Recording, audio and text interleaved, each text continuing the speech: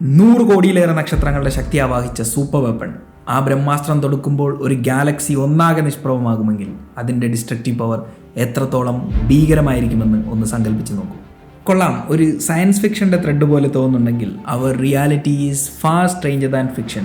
കാരണം അത്തരത്തിലൊന്നിനെ നിങ്ങൾ ഇനി സങ്കല്പിച്ച് നോക്കേണ്ട കാര്യമില്ല. നമ്മുടെ പ്രപഞ്ചത്തിൽ അത്തരമൊരു സൂപ്പർ പവർ ഉണ്ട്.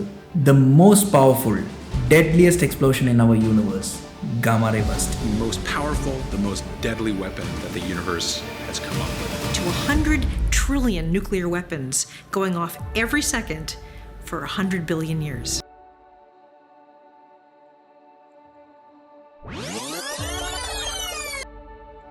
എന്താണ് ഈ ഗാമാ റേ ബസ്റ്റുകൾ? എങ്ങനെയാണ് ഒരു GRB ഉണ്ടാകുന്നത്? എല്ലാത്തിനും പുറമെ ഏറ്റവും വലിയ ചോദ്യം, ഇത്തരമൊരു GRB നമ്മുടെ ഭൂമിയെ ഉന്നം പിടിച്ചാൽ എന്തായിരിക്കും സംഭവിക്കാൻ പോകുന്നത്? വീഡിയോ പൂർണ്ണമായും കാണുവാൻ ശ്രമിക്കുക, because it is fun. So right into it.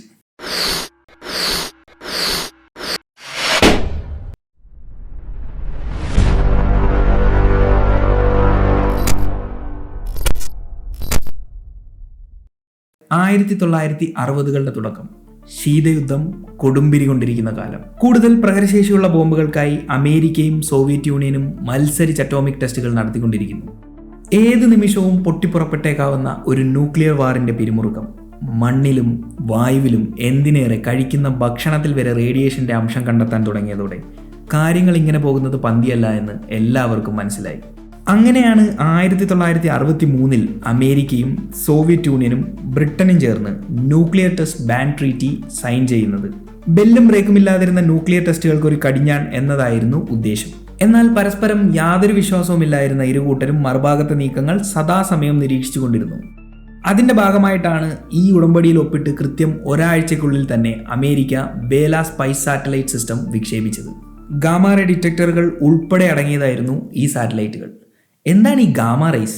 Visible light ഉൾപ്പെടുന്ന ഇലക്ട്രോമാഗ്നറ്റിക് സ്പെക്ട്രത്തിലെ ഏറ്റവും എനർജറ്റിക്കായ തരംഗങ്ങളാണ് ഗാമാ റേസ്.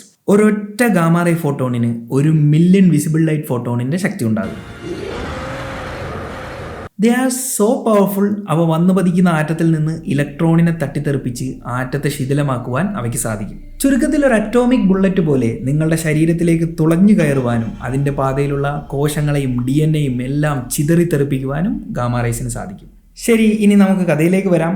സാധാരണയായി എക്സ്ട്രീം എനർജറ്റിക് ഇവന്റുകളിലാണ് ഗാമാ റേസിന്റെ സാന്നിധ്യം ഉണ്ടാകാറുള്ളത്.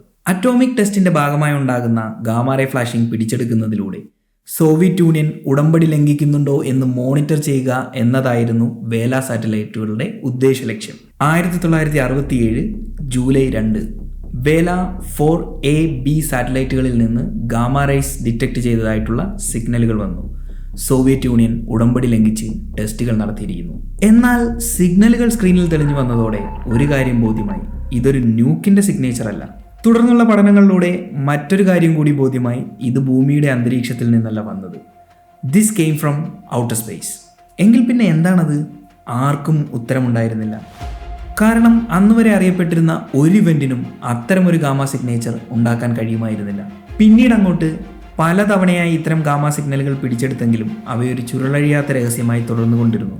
മിലിറ്ററി ഇൻവോൾവ്മെന്റ് കാരണം ക്ലാസിഫൈഡ് ആയിരുന്ന ഈ ഡേറ്റ പിന്നീട് 1973 പബ്ലിഷ് ചെയ്യുന്നത്. അതോടെ മെയിൻ സ്ട്രീം കമ്മ്യൂണിറ്റിയുടെ ശ്രദ്ധ ഇതിലേക്ക് പതിയാൻ തുടങ്ങി. എന്താണ് ഈ ഫ്ലാഷുകൾക്ക് പിന്നിൽ? ഗാമാ റേസ് ഉണ്ടാക്കുക എന്നത് അത്ര എളുപ്പമുള്ള കാര്യമല്ല. ശക്തിയേറിയ സോളാർ ഫ്ലെയറുകൾ, സൂപ്പർനോവകൾ പോലുള്ള എക്സ്ട്രീം എനർജറ്റിക് ഇവന്റുകളിലാണ് സാധാരണയായി ഇവയുടെ സാന്നിധ്യം കണ്ടെത്താറുള്ളത്. എന്നാൽ ഈ പുതിയ പാറ്റേൺ ഇവയുമായി ഒന്നും മാച്ച് ചെയ്യുന്നതായിരുന്നില്ല. കൂടാതെ സെക്കൻഡുകൾ മാത്രം നീണ്ടു നിൽക്കുന്ന ഈ ഗാമാ റേ ബസ്റ്റിന്റെ ലൊക്കേഷൻ പിൻ പോയിന്റ് ചെയ്യുവാൻ അക്കാലത്തെ ഡിറ്റക്ടറുകൾ അപര്യാപ്തമായിരുന്നു. അതിനാൽ തന്നെ മറ്റു ടെലിസ്കോപ്പുകൾ ഉപയോഗിച്ച് തുടർ നിരീക്ഷണങ്ങൾ നടത്തുവാനോ സോഴ്സ് ഐഡന്റിഫൈ ചെയ്യാനോ ഒന്നും സാധിച്ചിരുന്നില്ല. ആയതിനാൽ അക്കാലത്ത് അസ്ട്രോണമിയിലെ ഏറ്റവും വലിയ സമസ്യകളിലൊന്നായിരുന്നു ഗാമാ റേ ബസ്റ്റുകൾ. നമ്മുടെ ഗാലക്സിയിൽ തന്നെയുള്ള ന്യൂട്രോൺ സ്റ്റാറുകളായിരിക്കാം ഇത്തരം ഗാമാ റേ ബസ്റ്റുകൾക്ക് പിന്നിലെന്ന് ഒരഭിപ്രായം ഉയർന്നു വന്നു. പിന്നീട് 1991 കോംപ്ടൺ ഗാമാ റേ ഒബ്സർവേറ്ററിയുടെ വിക്ഷേപണത്തോടു കൂടിയാണ് കാര്യങ്ങളിൽ കുറച്ചുകൂടി വ്യക്തത വരാൻ തുടങ്ങിയത്. കൂടുതൽ കാര്യക്ഷമമായ ഓൾ സ്കൈ സർവേ സാധ്യമായതോടെ ആകാശത്തിന്റെ എല്ലാ കോണിൽ നിന്നും ഏകദേശം തുല്യമായ അളവിലാണ് ഇവ ഉണ്ടാകുന്നത് എന്ന തിരിച്ചറിവായിരുന്നു അതിലേറ്റവും പ്രധാനം. അതിലെന്താണ് ഇത്ര പ്രത്യേകത എന്ന് ചോദിച്ചാൽ, നമ്മൾ കരുതിയിരുന്നത് പോലെ നമ്മുടെ ഗാലക്സിയിൽ തന്നെയുള്ള ന്യൂട്രോൺ സ്റ്റാറുകളായിരുന്നു ഇവയ്ക്ക് പിന്നിലെങ്കിൽ മറ്റുള്ള ഭാഗങ്ങളെ അപേക്ഷിച്ച് ഗാലക്റ്റിക് പ്ലെയിനിൽ ഇവയുടെ എണ്ണം വളരെ കൂടുതലായി കാണേണ്ടതായിരുന്നു.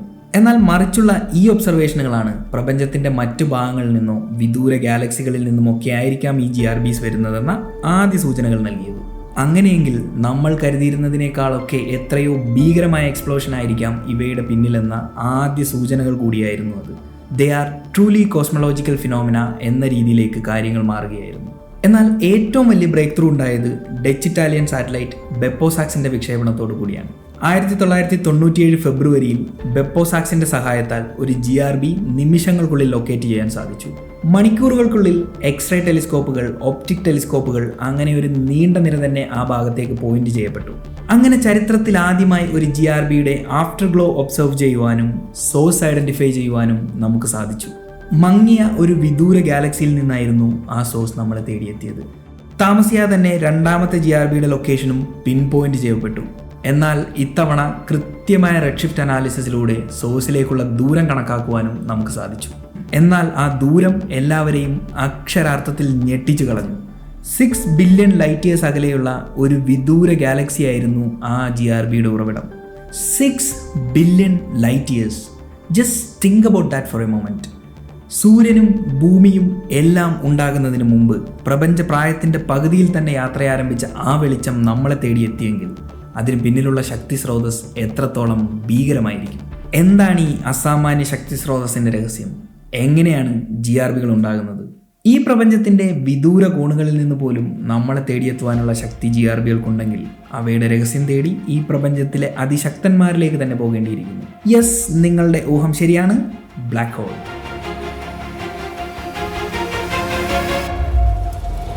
നമുക്കറിയാവുന്ന ഈ പ്രപഞ്ചത്തിലെ ഏറ്റവും വയലന്റ് എക്സ്പ്ലോഷൻ സൂപ്പർനോവകളാണ്.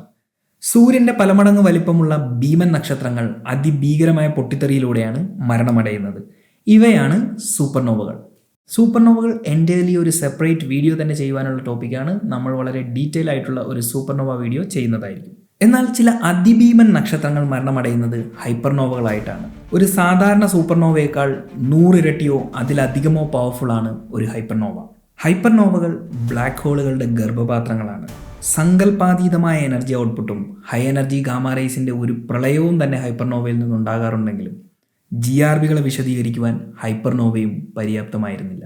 ഉദാഹരണത്തിന് 2009 ഏപ്രിൽ 29 നമ്മളെ തേടിയെത്തിയ GRB അതിൻ്റെ യാത്ര ആരംഭിച്ചത് പ്രപഞ്ചത്തിൻ്റെ തന്നെ തുടക്കത്തിൽ നിന്നാണ്, 13 ബില്യൺ വർഷങ്ങൾക്ക് മുമ്പ്. നമ്മുടെ പ്രപഞ്ചത്തിന് വെറും 520 മില്യൺ വർഷങ്ങൾ മാത്രം പ്രായമുള്ളപ്പോൾ യാത്ര ആരംഭിച്ച ഈ GRB അന്നുവരെ കണ്ടെത്തിയതിൽ ഏറ്റവും വിദൂര വസ്തുവായിരുന്നു. ഈ അടുത്ത കാലത്ത് 2022 ഒക്ടോബർ 9 കണ്ടെത്തിയ മറ്റൊരു GRB സർവ്വ റെക്കോർഡുകളും ഭേദിക്കുന്നതായിരുന്നു. ഏതാനും സെക്കൻഡുകൾ നേരത്തേക്ക് ഈ പ്രപഞ്ചത്തിലെ സർവ്വ നക്ഷത്രങ്ങളെയും നിഷ്പ്രഭമാക്കുന്നതായിരുന്നു അതിൻ്റെ പ്രകാശം. 2 ബില്യൺ പ്രകാശവർഷങ്ങൾക്കപ്പുറം നിന്നുപോലും ഭൂമിയുടെ അന്തരീക്ഷത്തെ സ്വാധീനിക്കുവാൻ ഇതിന് സാധിച്ചു. Even the colossal scale of a hypernova is not enough to explain the insane energy of a GRB. Then what else?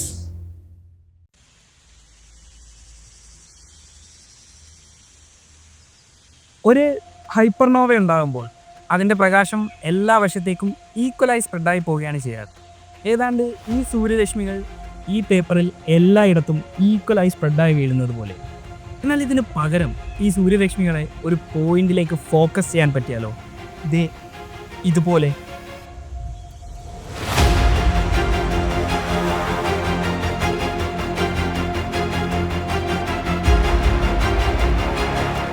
ഇതുപോലെ ഒരു ഹൈപ്പർനോവയുടെ എനർജിയും ഒരു ചെറിയ ഏരിയയിലേക്ക് ഫോക്കസ് ചെയ്യാൻ പറ്റിയാലോ? ഒരു ലേസർ ബീം പോലെ. അങ്ങനെയെങ്കിൽ കോടിക്കണക്കിന് പ്രകാശവർഷങ്ങൾ ശക്തമായ തീവ്രതയോടെ സഞ്ചരിക്കുവാൻ അവയ്ക്ക് സാധിക്കും, like a gamma ray burst. പക്ഷേ എങ്ങനെ? ഭൂമിയിൽ ഒരു ലെൻസ് വെച്ചിട്ട് ഇങ്ങനെയാണ് സംഭവിക്കുന്നത് എന്നൊക്കെ പറയുവാൻ എളുപ്പമാണ്. പക്ഷേ ആകാശത്ത് ഇതെങ്ങനെ സാധിക്കും?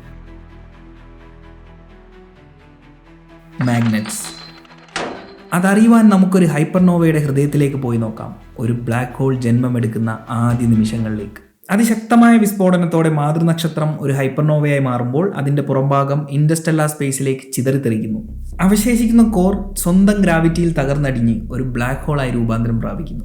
ചുറ്റുമുള്ള മെറ്റീരിയലും ഗ്യാസും എല്ലാം പുതുതായി രൂപപ്പെട്ട ഈ ബ്ലാക്ക് ഹോളിലേക്ക് വലിച്ചെടുക്കപ്പെടുന്നു. എന്നാൽ ഇത് നേരെ പോയി ബ്ലാക്ക് ഹോളിലേക്ക് വീഴുകയല്ല, പകരം ശക്തമായ ഗ്രാവിറ്റിയിൽ ബ്ലാക്ക് ഹോളിന് ചുറ്റും വലിച്ചു ചുഴറ്റപ്പെടുന്നു.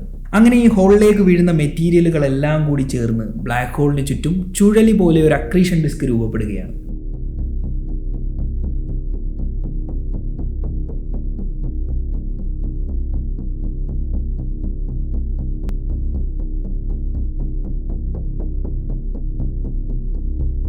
അതിശക്തമായ ഫ്രിക്ഷൻ ഈ ഭാഗത്തെ താപനില മില്യൺ ടു ബില്യൺ ഡിഗ്രി വരെ ഉയർത്തുന്നു. ചുട്ടുപഴുത്ത ഈ പ്ലാസ്മ പ്രകാശ വേഗത്തോട് അടുത്ത വേഗതയിലാണ് ഈ ബ്ലാക്ക് ഹോളിനെ ചുറ്റുന്നത്. ദ ടർബുലൻസ്, ഫോഴ്സസ് ഇൻവോൾവ്, ഇതൊന്നും നമുക്ക് സങ്കല്പിക്കാൻ പറ്റുന്ന ഒന്നുമായും കമ്പയർ ചെയ്ത് നോക്കുവാൻ പോലും പറ്റില്ല. ഭൂമിയുടെ മാഗ്നറ്റിക് ഫീൽഡിനേക്കാൾ മില്യൺസ് ഓഫ് ടൈംസ് ശക്തമായ ഒരു മാഗ്നറ്റിക് ഫീൽഡ് ഈ അക്രീഷൻ ഡിസ്കിന് ചുറ്റുമുണ്ട്. അതിതീവ്ര വേഗതയിൽ വരിഞ്ഞു മുറുക്കപ്പെടുന്ന ഈ മാഗ്നറ്റിക് ഫീൽഡിലൂടെ ചാനലൈസ് ചെയ്യപ്പെട്ട് നിയർ ലൈറ്റ് സ്പീഡിൽ 2 ജെറ്റ് സ്ട്രീമുകൾ ഇജക്റ്റ് ചെയ്യപ്പെടുന്നു. ഈ ഹൈലി കൊലിമേറ്റഡ് ജെറ്റുകളാണ് ലേസർ ബീം പോലെ ഫോക്കസ് ചെയ്യപ്പെട്ട ഗാമാ റേസിന്റെ ഉറവിടം. നമ്മുടെ സൂര്യൻ ജനിച്ചത് മുതൽ മരിക്കുന്നത് വരെ പുറത്തുവിടുന്ന മൊത്തം എനർജിയേക്കാൾ കൂടുതൽ ഏതാനും സെക്കൻഡുകൾ കൊണ്ട് ഇതിൽ നിന്ന് പുറത്തു വരുന്നു. ആദ്യ ഹൈപ്പർനോവയുടെ പ്രകാശം പതിയെ മങ്ങി തുടങ്ങുമ്പോഴും ഹൈലി ഫോക്കസ്ഡ് ആയിട്ടുള്ള ഈ ബീം കോടിക്കണക്കിന് പ്രകാശ വർഷങ്ങൾക്ക് അപ്പുറത്തേക്ക് സഞ്ചരിക്കുന്നു. അങ്ങനെയാണ് പ്രപഞ്ചത്തിന്റെ അങ്ങേ തലയ്ക്കൽ നിന്ന് പോലും ഗാമാറേ ബസ്റ്റുകൾ നമ്മളെ തേടിയെത്തുന്നത്. മറ്റൊരു രീതിയിലും ഗാമാറേ ബസ്റ്റുകൾ ഉണ്ടാകാറുണ്ട്. നമ്മളിപ്പോൾ കണ്ടത് ഏതാനും മിനിറ്റുകളോളം നീണ്ടു നിൽക്കുന്ന ലോങ് ഗാമാറേ ബസ്റ്റുകളാണ്. എന്നാൽ സെക്കൻഡുകൾ മാത്രം നീണ്ടു നിൽക്കുന്ന ഷോർട്ട് ഗാമാറേ ബസ്റ്റുകൾ ന്യൂട്രോൺ സ്റ്റാറുകൾ മെർജ് ചെയ്യുന്നതിന്റെ ഫലമായി ഉണ്ടാകാറുണ്ട്. ഈ 2 പ്രോസസ്സിന്റെയും എൻഡ് പ്രൊഡക്റ്റ് ഒന്ന് തന്നെയാണ് ബ്ലാക്ക് ഹോൾ. ഇതാണ് ഒരു somewhat simple explanation of a GRB. ഇനിയും കൂടുതൽ ഡീറ്റെയിൽഡ് ആയാൽ that's going to be too technical for this video. എന്നാൽ അറിയണമെന്ന് താല്പര്യമുള്ളവർ ഉണ്ടെങ്കിൽ നിങ്ങൾക്ക് ഈ ടേംസ് ഗൂഗിൾ സെർച്ച് ചെയ്ത് തുടങ്ങാം. കൂടാതെ റിലേറ്റഡ് ആർട്ടിക്കിൾസ് ഞാൻ ഡിസ്ക്രിപ്ഷനിൽ ടാഗ് ചെയ്തിട്ടുണ്ട്. Okay, now let's focus on the interesting part. ഇത്തരമൊരു ഗാമാറേ ബസ്റ്റ് നമ്മുടെ ഭൂമിയെ ഉന്നം പിടിച്ചാൽ എന്ത് സംഭവിക്കും? ഓൺ ആവറേജ് ഡെയിലി ഒരെണ്ണം എന്ന കണക്കിന് നമ്മളിപ്പോൾ GRBകൾ ഡിറ്റക്ട് ചെയ്യുന്നുണ്ട്. ഓർക്കേണ്ട കാര്യം, ഇവ ഫോക്കസ് ബീം ആയതിനാൽ നമുക്ക് നേരെ തൊടുത്തുവിടുന്നത് മാത്രമാണ് നമുക്ക് കാണാൻ പറ്റുന്നത്. അതിനർത്ഥം ഒരു പക്ഷേ ഈ പ്രപഞ്ചത്തിൽ 100-200 GRBകൾ ഡെയിലി ഉണ്ടാകുന്നുണ്ടാകാം. ഈ കില്ലർ റേസിന്റെ പാതയിൽ പെട്ടുപോകുന്ന നിർഭാഗ്യവാന്മാരായ ഏലിയൻ പ്ലാനറ്റുകളെ ഒന്നാകെ ഭസ്മമാക്കുന്നുണ്ടായിരിക്കാം. എന്താണ് നമ്മുടെ പാവം ഭൂമിയുടെ അവസ്ഥ? How close is too close for a GRB?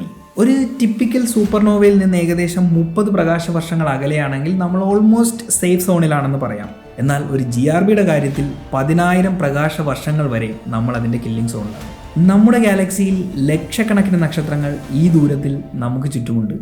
അതിലേതെങ്കിലും ഒരു ടിക്കിംഗ് ടൈം ബോംബ് മരണത്തിൻ്റെ ദൂതുമായി നമുക്ക് നേരെ ഉന്നം പിടിച്ച് നിൽപ്പുണ്ടെങ്കിലോ? 100-200 പ്രകാശ വർഷങ്ങൾക്ക് അകലെയുള്ള ഒരു ഗാമാറേ ബസ്റ്റിന്റെ ഇമ്പാക്റ്റിനെ കുറിച്ച് പ്രത്യേകിച്ച് പറയേണ്ട കാര്യമില്ലെന്ന് നിങ്ങൾക്ക് ഇതോടെ മനസ്സിലായിട്ടുണ്ടാകും. നിമിഷ നേരം കൊണ്ട് നമ്മൾ ബാഷ്പമായി പോകും. മാത്രമല്ല, ഇത്രയും അടുത്തൊരു GRBക്ക് സാധ്യതയുള്ള ഒരു നക്ഷത്രവും തൽക്കാലം ഭൂമിക്ക് ചുറ്റുമില്ല എന്നാണ് നമ്മൾ കരുതുന്നത്. So let's push things A bit further, may be 7000 light years.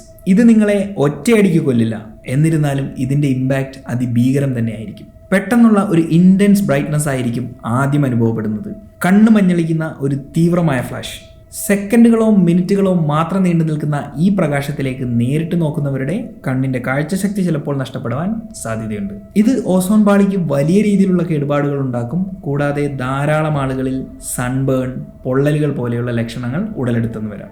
തുടർന്ന് വരാൻ പോകുന്നത് അതിശക്തമായ ഒരു ഇലക്ട്രോമാഗ്നറ്റിക് പൾസായിരിക്കും. കമ്മ്യൂണിക്കേഷൻ സിസ്റ്റം, സാറ്റലൈറ്റുകൾ, നാവിഗേഷൻ സിസ്റ്റം, വാഹനങ്ങൾ, ഇലക്ട്രോണിക് ഉപകരണങ്ങൾ, അങ്ങനെ എല്ലാത്തിൻ്റെയും പ്രവർത്തനം അതോടെ നിലയ്ക്കും.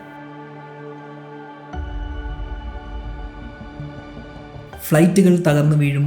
വേൾഡ് വൈഡ് പവർ ഔട്ടേജ് ഉണ്ടാകും. എന്താണ് സംഭവിച്ചതെന്നറിയാതെ ജനങ്ങൾ പരിഭ്രാന്തരാകുമ്പോഴേക്കും സെക്കൻഡറി റേഡിയേഷനും മ്യൂവോൺസ് പോലുള്ള സബറ്റോമിക് പാർട്ടിക്കിളുകളുടെ ഒരു സുനാമിയും പുറകെ ഉണ്ടാകും. ഇത്തരം കോടിക്കണക്കിന് അറ്റോമിക് സ്കെയിൽ ബുള്ളറ്റുകൾ നിങ്ങളുടെ ശരീരത്തെ തുളച്ചുകൊണ്ട് കടന്നു പോകും. എന്തായാലും വരാൻ പോകുന്ന നാളുകളിൽ ക്യാൻസർ രോഗികളുടെയൊക്കെ എണ്ണം മുമ്പൊന്നുമില്ലാത്ത തരത്തിൽ കുതിച്ചുയരും. എന്നാൽ ഇതുകൊണ്ടെല്ലാം കഴിഞ്ഞു എന്ന് കരുതിയാൽ നിങ്ങൾക്ക് തെറ്റി. ശക്തമായ ഗാമാറേസ് അന്തരീക്ഷത്തെ അയണൈസ് ചെയ്യും. ഇത് പലതരം നൈട്രജൻ ഓക്സൈഡുകളുടെ ഫോർമേഷന് കാരണമാകുന്നു. ഇത്തരം നൈട്രജൻ ഓക്സൈഡുകൾ ബാക്കിയുണ്ടായിരുന്ന ഓസോൺ ലെയറിനെ കൂടി നശിപ്പിക്കുന്നു. ഓസോൺ ലെയർ പൂർണ്ണമായും ഇല്ലാതാകുന്നതോടുകൂടി സൂര്യനിൽ നിന്നുള്ള മാരകമായ UV റേഡിയേഷൻ യാതൊരു തടസ്സവുമില്ലാതെ ഭൂമിയിലേക്ക് എത്തുന്നു. ഇത് പലതരം ജീവജാലങ്ങളുടെ കൂട്ടനാശത്തിന് കാരണമാകും.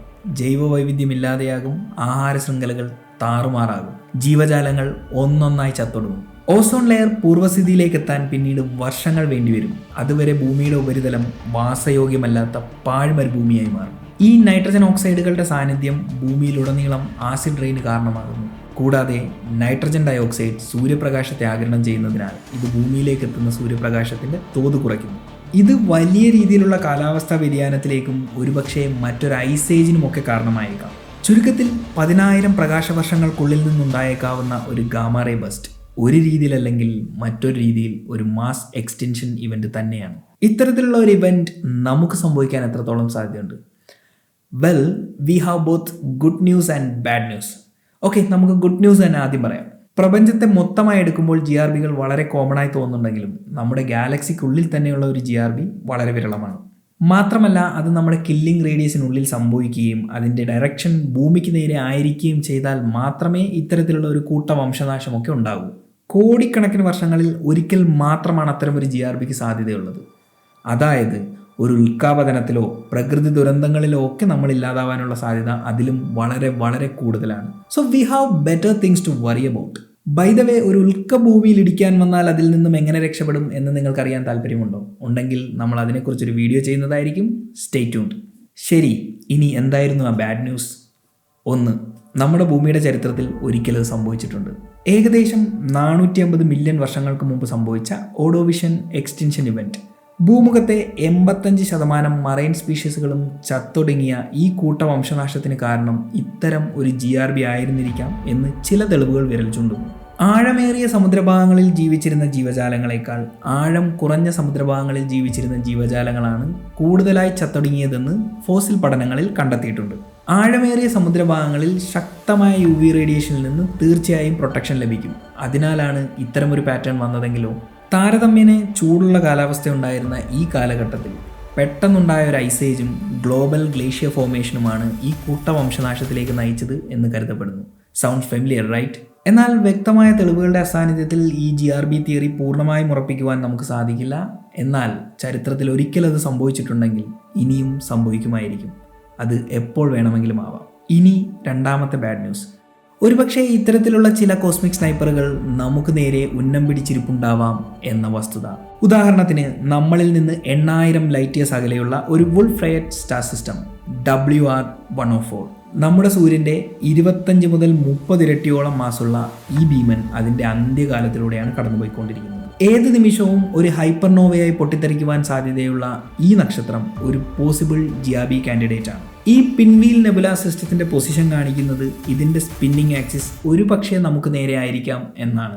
മറ്റൊരു രീതിയിൽ പറഞ്ഞാൽ ഈ കോസ്മിക് ഗണ്ണിന്റെ ബാരൽ നമുക്ക് നേരെ ചൂണ്ടിയിരിക്കുകയാണ് എന്നർത്ഥം. എന്തായാലും നിങ്ങളതോർത്ത് പേടിക്കേണ്ട കാര്യമില്ല. കാരണം ഈ നക്ഷത്രം അതിന്റെ വാർദ്ധക്യ കാലഘട്ടത്തിലാണെങ്കിലും നക്ഷത്രങ്ങളുടെ ആയുസ് വെച്ച് പറയുമ്പോൾ ഇനിയും മില്യൺസ് ഓഫ് ഇയേഴ്സ് അതിന് മുന്നിലുണ്ട്.